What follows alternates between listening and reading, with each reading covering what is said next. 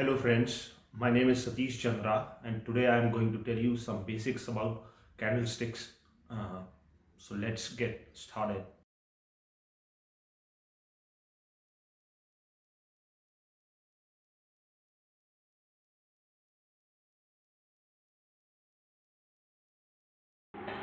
Very good morning friends.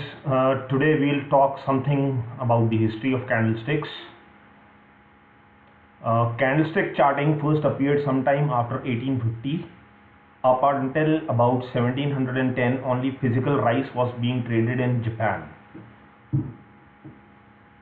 In the 18th century, a wealthy Japanese businessman, Munehisa Homa, developed a technical analysis method to analyze the price of the rice contracts, and today this technique is called candlestick charting, and this is widely used when drawing stock charts. Homa is from Sakata, Japan. He began trading at the local rice exchange around 1750. While this early version of technical analysis was different from the US version initiated by Charles Dow around 1900, many of the guiding principles were very similar. The first is the what, that is the price action, is more important than the why, which is news, earnings, etc. Why I am saying this is because let us suppose XYZ company that gets involved in some banking fraud.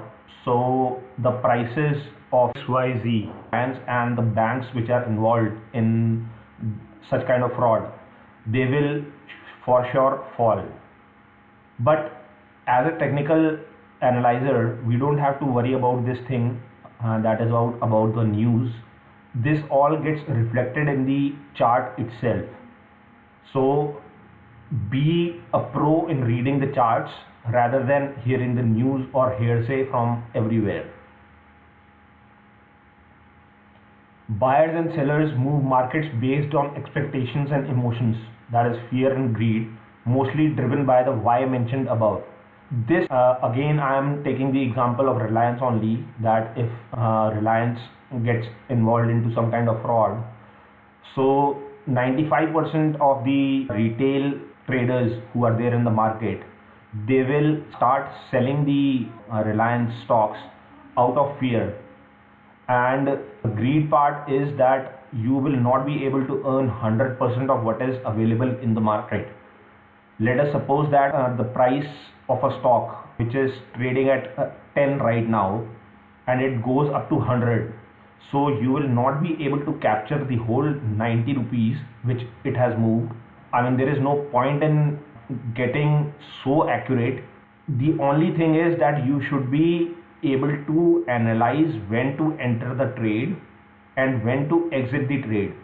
Never ever try to enter as soon as the price starts moving up, and never ever try to get out of the trade as soon as the price starts getting down, just to bank on everything which is available in the market. You will have to leave something at the starting, and you will have to leave something when you are exiting the trade. So 100% will never ever be available to you when you are trading. Markets never move in one direction indefinitely. They are bound to fluctuate. You can take any market, be it Indian Stock Exchange, that is National Stock Exchange, and Bombay Stock Exchange, be it any US stock market or Japan stock market, Singapore exchange. No market can move indefinitely in one direction. It will move up for some time, then it will go down for some time, and it can even move sideways. It will never ever happen that the market is indefinitely going in one direction only. The actual price generally does not reflect the underlying value. By this sentence, what I want to say is that the actual price which is reflected in the chart, that will not reflect the underlying value of the company. All known information is reflected in the price.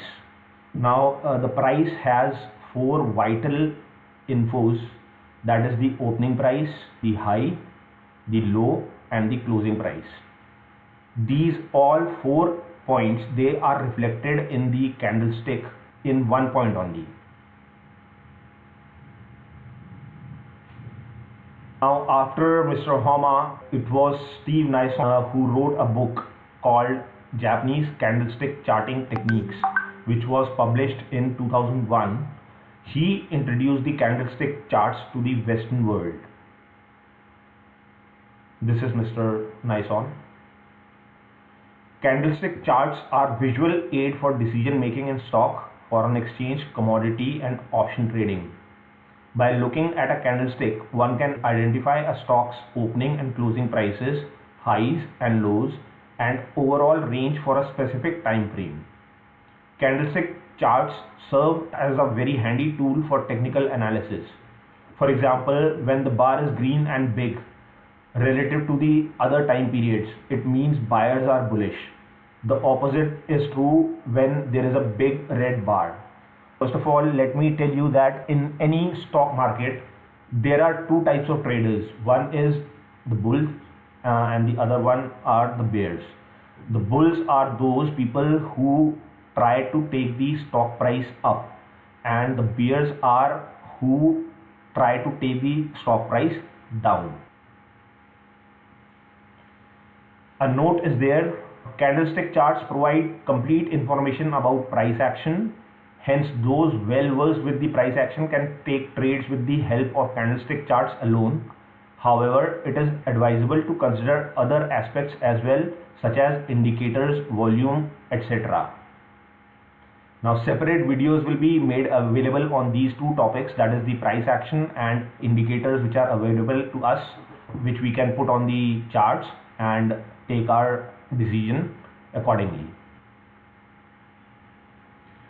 Now, to analyze any set of related numbers, we need to make use of some kind of graphical representation like histogram, that is the bar charts. I think so everybody would be knowing what bar charts are.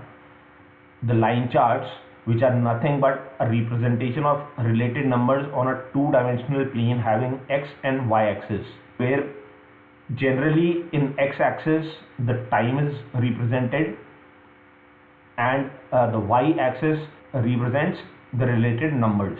Generally, the x axis represents the time and the y axis represents the related numbers. Now, these are the examples of histogram or bar chart and line charts. I mean, you people must be aware about these two kinds of charts. Now, just like charts mentioned above, candlestick charts also are a form of graph only, with the difference that a single data point in histogram and line chart represent only one number, whereas candlestick chart, a single data point represents four things, which is open, high, low, and close of the stock price. Now, what a stock market data point has? It has four information hidden in it, which are: the first one is open. This represents the price at which a particular stock opened in a particular time frame. Now, by time frame, I mean is that the charts which are available with many stock broking sites, they start from 1 minute and go up to a month. So, the opening in any particular time frame, that is represented by the opening of the stock price. Second is the high. This represents the highest price at which a particular stock has gone in a particular time frame. Low. This represents the lowest price at which a particular stock has gone in a particular time frame. And the last one is close. This represents the price at which a particular stock closed in a particular time frame. Now, in short, all four numbers, these are called OHLC. Now, this is a particular typical candlestick wherein all the 4 points are represented in one data point itself. Now, you can see in this that the this particular stock has opened at a price of 50. It has made a low of 25. It has made a high of 125 and it has closed at 100. Now there are two types of candlesticks. One is the bullish. This candlestick has the opening price lower than the closing price. It can be represented by any color like green or white or any other color of your choice, or the color which is offered by the site on which you are working on. The second is the bearish. This has the opening price greater than the closing price. It can be represented by any color like red or black or any other color of your choice, or again whatever colors the site you are working on they provide you. That's it. These are the two types of candlesticks. I generally prefer green and red candlesticks for bullish candle and a bearish candle. So if a bullish candlestick is there, that means green candle is there, it means the opening price is lower than the closing price of that particular stock in that particular time frame. And the same goes for bearish candlestick, wherein the open price is higher than the closing price of that particular stock.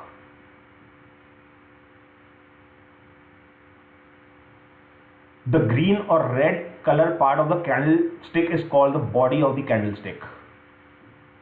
The high and low values are depicted by the wicks which are above and below the body of the candlestick. Now you see here, this stock in this particular time frame, it has behaved bullish because it is a green candle. The opening price is lower than the closing price. It opened at 50, closed at 100. It made a low of 25 and high of 125. So the low and high, they are represented by wicks, also called shadows, and the opening and closing price, this is called the body of the candle. The position of higher and lower wicks will remain same in both bullish and bearish candlesticks.